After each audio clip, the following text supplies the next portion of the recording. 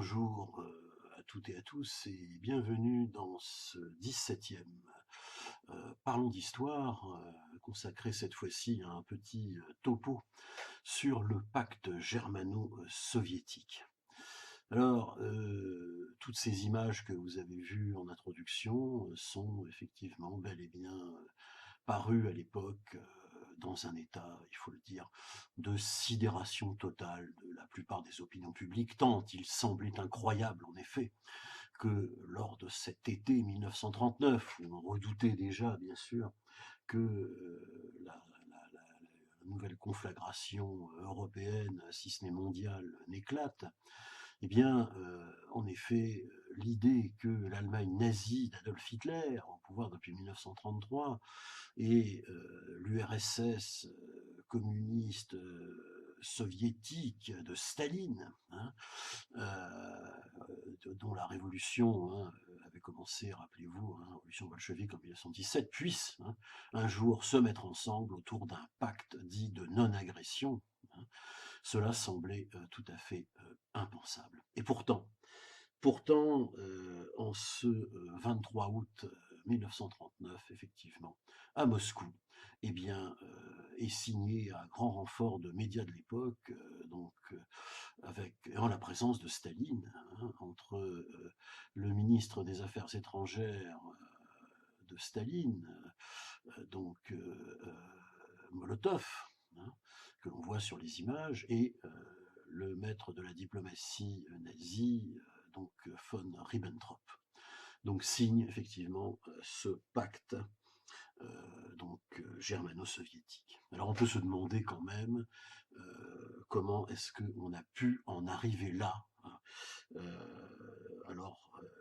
dans ces années 30 où décidément plus rien n'allait comme avant et où le système né des traités de paix, le système de Versailles, ce fameux système des années 20, qui avait tant vu en Europe centrale précisément le triomphe de la démocratie, suite à la victoire des Alliés après la guerre de 14-18, et bien tant ce système se désintègre progressivement à partir de la crise de 1929 et sous le coup évidemment de l'influence des trois totalitarismes de l'époque, le fascisme italien pour commencer, né dans les années 20, le nazisme en 1933 et bien sûr avec l'ajout de l'Union soviétique stalinienne de plus en plus puissante et menaçante. Alors l'idée de base, bien sûr, on comprendra, dans la genèse ou l'anti-genèse de ce pacte germano-soviétique, c'était que évidemment les Occidentaux voulaient refaire, si vous voulez, de leur côté, la Grande Alliance,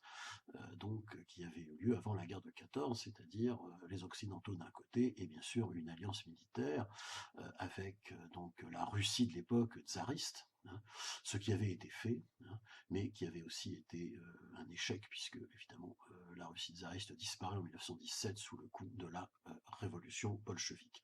Là, c'était un peu la même chose et c'était l'idée encore des puissances occidentales à l'été 1939. D'où le coup de théâtre de ce pacte germano-soviétique, donc signé, je vous le rappelle, le 23 août 1939 à Moscou. Alors, à la base de l'attitude quand même de Staline, quand même, on peut se poser des questions. On le sait, et c'est bien connu, il y a deux facteurs, voire trois d'ailleurs, qui concordent et qui l'amènent effectivement à signer ce pacte. Le premier de ces facteurs, c'est tout simplement la perte de confiance de l'Union soviétique dans, évidemment, les puissances occidentales au fur et à mesure des crises qui vont être provoquées dans les années 30. La guerre d'Espagne, à partir de 1936, où les Occidentaux vont peu ou pas soutenir les républicains espagnols à Madrid. Premier point. Deuxième point, un peu dans la même période, l'absence quasi de réaction quand Mussolini va envahir ce petit État souverain d'Afrique de l'Est, l'Éthiopie, et personne ne fera grand-chose pour venir à son secours.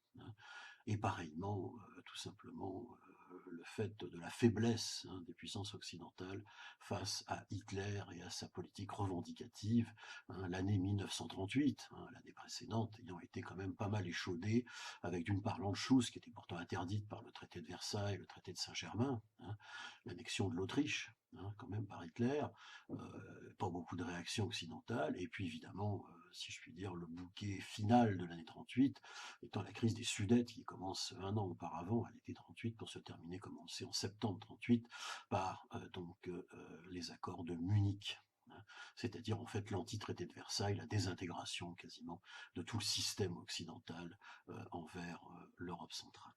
Donc tout cela, évidemment, fait réfléchir Staline. Autre facteur qui fait réfléchir Staline, c'est tout simplement le fait que dans les grandes purges du régime stalinien, il y a eu un véritable démembrement des cadres de l'armée rouge, hein, à la fin des années 30, et qu'il faut bien la reconstituer. Donc Staline est faible militairement en cas d'attaque, hein, éventuelle d'Hitler, d'autant plus que, bien sûr, l'idéologie même du régime nazi, hein, on la connaît depuis Mein Kampf, hein, depuis les années 20, depuis cet ouvrage qu'avait écrit Hitler en détention, hein, après le putsch raté, hein, de 1923, de la fin de l'année 1923, à Munich, eh bien, c'est bien sûr l'extension du fameux espace vital des Ariens nazis vers l'Est, hein, et donc la destruction de l'Union soviétique et l'esclavagisation, hein, des peuples slaves, etc., etc.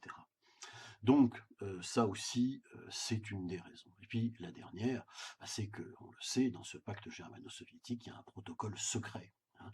Protocole secret qui est quoi? Eh bien, qui est un premier démembrement de la fameuse Europe centrale, née des traités de paix, hein, entre sphère d'influence et d'occupation nazie, hein, tout simplement, et de l'autre côté, évidemment, récupération de territoires pour l'Union soviétique qui en avait perdu tellement avec le traité, rappelez-vous, hein, la paix de Brest-Litovsk, hein, au début de l'année 1918. Donc tout cela, évidemment, fait qu'il y a une conjonction de facteurs. C'est souvent le cas en histoire de l'Europe, histoire des relations internationales, qui font que l'incroyable, en effet, se produit en ce 23 août 1939. Alors évidemment, à partir de là, plus beaucoup d'espoir, hein, qu'il se passe quoi que ce soit pour sauver la paix. Je vous rappelle qu'on est en pleine crise polonaise à ce moment-là, que Hitler, tout comme il l'avait fait face aux Sudètes, hein, en Tchécoslovaquie, utilise la même stratégie pour cette fois-ci exploiter l'affaire du corridor de Danzig, hein, ce port sur la mer Baltique, hein, le corridor de Danzig, la ville de Gdansk, hein, donc en Prusse orientale en fait, hein, voilà, toujours les conséquences des traités de paix, et cette ville de Danzig, donc, qui évidemment sert de levier à Hitler pour déclencher ce qui va s'en suivre très rapidement le 1er septembre 1939, c'est-à-dire l'invasion de la Pologne. Alors, regardons quand même en détail, hein, de quoi il s'agit, hein, un peu si vous voulez en second point, hein, après avoir vu un peu le cadre général, qu'est-ce qu'il en est finalement de ce démembrement, hein, et vous avez vu la carte, hein, que j'ai comment dire, projeté au début de ce petit topo, hein.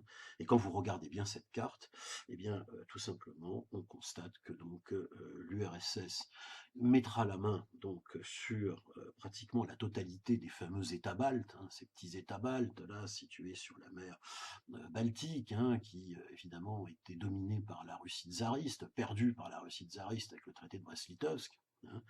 Et puis, donc là, grâce à ce pacte germano-soviétique, récupéré, hein, dans l'ordre, avec au nord l'Estonie, au centre la Lettonie, et au sud la Lituanie, une partie de la Lituanie étant partagée avec le Troisième Reich et une autre partie pour les soviétiques.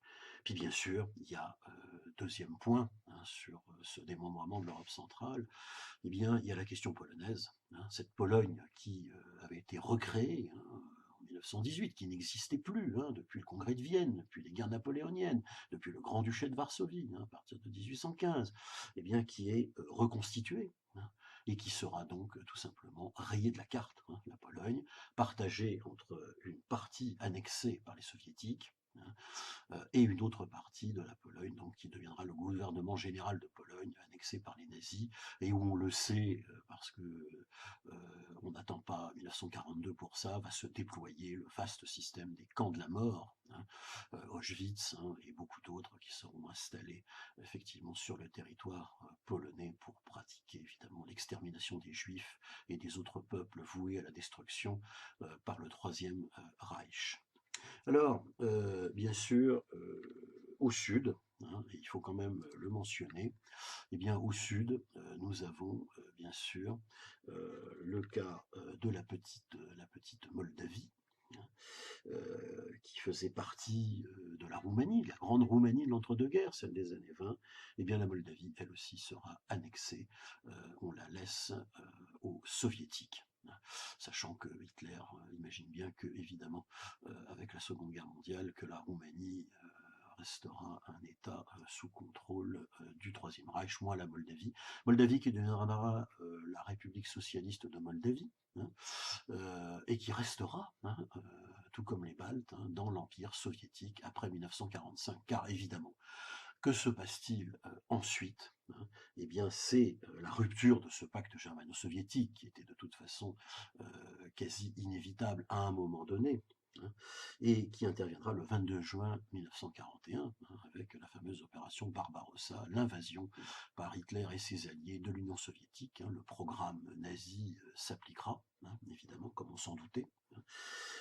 Alors on tergiverse encore entre historiens, hein, sur le fait que cette opération Barbarossa était de toute façon inévitable, parce que c'était une invasion, dit-on, préventive, puisque Staline aurait lui aussi envisagé de son côté de s'emparer, hein. Tout simplement de liquider Hitler et son régime et ses sbires, aussi en 1941. Donc ça aurait été une guerre préventive. Toujours est-il que l'histoire a retenu que le 22 juin 1941, le pacte germano-soviétique est évidemment brisé. L'opération Barbarossa déploie un front gigantesque, il ne faut pas l'oublier, hein, avec au nord un axe qui devait aller jusqu'à Leningrad, qui sera d'ailleurs la ville de Lénine, hein, l'ancienne capitale de Saint-Pétersbourg, Pétrograd, qui sera encerclée. Un axe au centre, évidemment majeur, de l'offensive direction Moscou, hein, et puis un axe au sud pour mettre la main sur tous les champs pétrolifères du Caucase, avec comme objectif de s'emparer de Stalingrad, qui sera elle aussi encerclée. On le sait, on ne va pas refaire ici l'histoire de la Seconde Guerre mondiale, Leningrad et Stalingrad ne seront pas prises, hein, elles seront comment dire, désenclavées justement par la contre-offensive de l'armée rouge, Staline devenant désormais le troisième allié, hein, contre Hitler, hein, Grande-Bretagne toute seule, je vous le rappelle, à partir de septembre 1939, hein, puisque c'est la débandade générale, et décembre 41, bah, les États-Unis rejoignent évidemment le camp des Alliés suite au bombardement et à la destruction de la base aéronavale de Pearl Harbor à Hawaï. Et puis, donc, juin 41, effectivement, toujours cette même année 41, bah, c'est Staline, hein, qui désormais devient un opposant de Hitler, hein. C'est le fait que l'URSS entre en guerre contre le Troisième Reich et ses alliés. Donc, tout cela fait que, eh bien, l'URSS se retrouve dans le camp des vainqueurs, hein, en 1945, hein, bien sûr. Cela fait, je le rappelle quand même, un des pays qui a le plus donné en matière de morts civiles et militaires, plus de 20 millions, hein, rappelons-le. Les chiffres sont évidemment soumis à tergiversation, mais on est quand même dans des chiffres qui dépassent les 20 millions de morts, ce qui est évidemment tout à fait considérable, hein, ne l'oublions pas, hein. Et bien sûr, Staline va se retrouver aux grandes conférences internationales de la fin de la guerre en Europe, hein. Yalta, hein, en février 1945, hein, et puis bien sûr, à l'été 1945, la conférence de Potsdam, hein. Alors, bien sûr, ce qui se passe, bah, c'est que Staline, hein, et c'est un peu le bilan de ce pacte germano-soviétique, bah, ne va pas du tout tenir promesse, hein, de ce à quoi il s'était engagé, tenir des élections libres dans les États libérés par l'armée rouge, bah, ça n'aura pas lieu. On sait que ce sera la naissance du bloc soviétique, hein, avec la naissance de la guerre froide entre 1946 et 1948. Hein. Et puis aussi, autre point, bah, Staline va garder, hein, tout simplement les annexions, hein, qu'il avait pu obtenir grâce au pacte germano-soviétique. Il garde tout, Staline. Il garde ce qu'il a conquis de la Seconde Guerre mondiale et aussi de ce qu'il avait acquis avec le pacte germano-soviétique. Il va donc garder les trois États baltes qui vont rester jusqu'au début des années 90 des républiques socialistes soviétiques, hein. Ils deviendront libres, ces États, à la faveur de la désintégration de l'URSS, tout simplement, hein. La petite Moldavie va rester une république socialiste soviétique, elle ne deviendra un État indépendant qu'au début des années 90, hein, tout comme l'Ukraine et la Biélorussie, hein, rappelons-le, même si évidemment leur annexion est antérieure. Et puis, ce qu'il faut également retenir de tout cela, bah, c'est aussi la date, hein, de la signature, quand même, donc de la capitulation, hein, donc que l'on va célébrer. Nous sommes à la date de cet enregistrement le 4 mai, hein, 2024, et nous allons donc célébrer le fameux 8 mai 45, rappelons-le, qui en fait se décline en trois dates. La première signature, hein, avec la capitulation des armées de l'Ouest, se fait à Reims, hein, le 7 mai. Hein. Et puis ensuite, il y a la capitulation elle-même, le 8 mai 1945, hein, qui est signée à Berlin, et donc enregistrée comme telle, comme étant la date de la fin de la Seconde Guerre mondiale pour l'Occident, hein, les pays occidentaux, pour l'Europe, hein, et enregistré comme tel le 9 mai 1945 côté Moscou, côté Union soviétique, tout simplement à cause du décalage horaire, hein, entre l'enregistrement de ces deux dates. C'est pour ça qu'à l'heure actuelle, eh bien, le 8 mai 1945 est un jour férié dans les pays occidentaux, et que en Russie actuelle, on le célèbre encore le 9 mai. Hein, voilà. Donc voilà à peu près ce que l'on peut dire. Euh, donc le fait que Staline va totalement bénéficier en fait à la fois de ce pacte germano-soviétique, hein, puisque bon, évidemment la Pologne, hein, elle sera reconstituée, une Pologne dans le camp socialiste, hein, mais ni les États baltes ni la petite Moldavie ne redeviendront indépendants. Hein. Ce sont les premières victimes, en fait, en quelque sorte, de l'expansionnisme soviétique, auquel s'ajoutera, hein, donc le camp socialiste, c'est-à-dire l'ensemble des pays, des anciens pays d'Europe centrale et orientale, qui donc ont été libérés par l'armée rouge en 1945. Voilà ce que l'on peut dire sur ce petit topo sur le pacte germano-soviétique, je pense utile et toujours très pédagogique dans la période que nous traversons actuellement, où à nouveau les menaces comment dire, s'amoncellent à l'est, à la fois de l'Union européenne et de notre continent européen. Eh bien, il est utile, je pense, de se remémorer cet épisode important qui devait préluder tout juste au début de la Deuxième Guerre mondiale. Je vous remercie pour votre attention. Vous pouvez liker cette vidéo, vous abonner à la chaîne. Vous êtes plus de 1000 déjà. Et j'en remercie celles et ceux qui s'y sont abonnés à l'avoir fait. Et je vous dis à très bientôt pour un autre topo historique. Merci, au revoir.